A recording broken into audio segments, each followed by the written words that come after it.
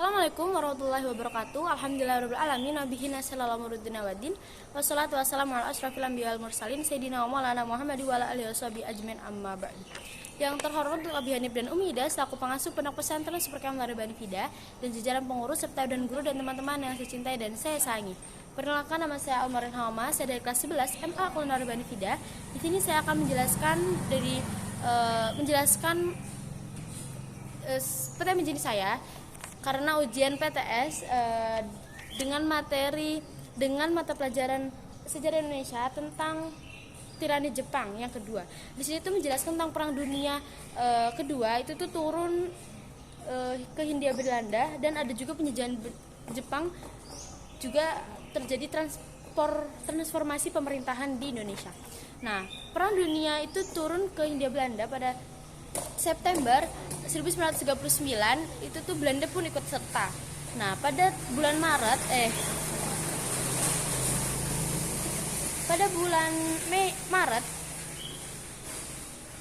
Mei 1940, Jerman itu sudah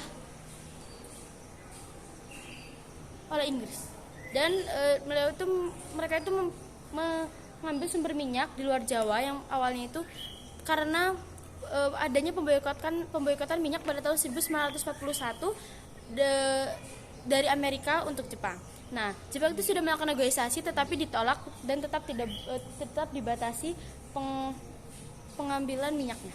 Nah, pertama kali Jepang itu menjajah wilayah Indonesia itu diserang di Balikpapan bagian timur lalu bagian barat.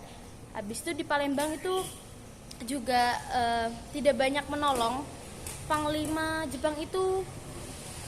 perang Jepang itu pada tanggal 8 bulan Maret 1912, dan akhirnya lebih cepat, maka akhirnya meluas ke daerah Jawa. Nah, lalu di Indonesia itu bertahap. Penjajahan Jepang itu dibagi menjadi penjajahan Indonesia oleh penjajah Jepang itu dibagi menjadi 3 wilayah karena sangat luas. Yang pertama, Sumatera itu ada angkatan darat dari yang ke-25. Kalau misalnya Jawa dan Madura itu ada angkatan darat yang ke-16. Kalau misalnya di Kalimantan itu angkatan laut gitu. Nah, baru meluas ke daerah Jawa. Itu tuh dibagi menjadi 3. Setelah itu mempunyai pemerintah dan kebijakan yang berbeda-beda juga. Nah, selanjutnya ada transformasi pemerintahan. Itu tuh juga reaksinya itu beragam dan juga ada perbedaan sikap di Indonesia.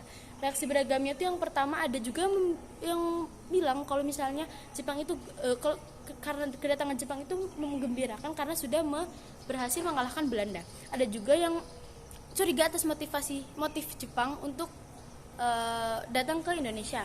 Nah, perbedaan sikap itu karena perbedaan sikap itu maka terjadilah propaganda Jepang di Indonesia. Sekian dari saya, kurang lebih maaf. Assalamualaikum warahmatullahi wabarakatuh.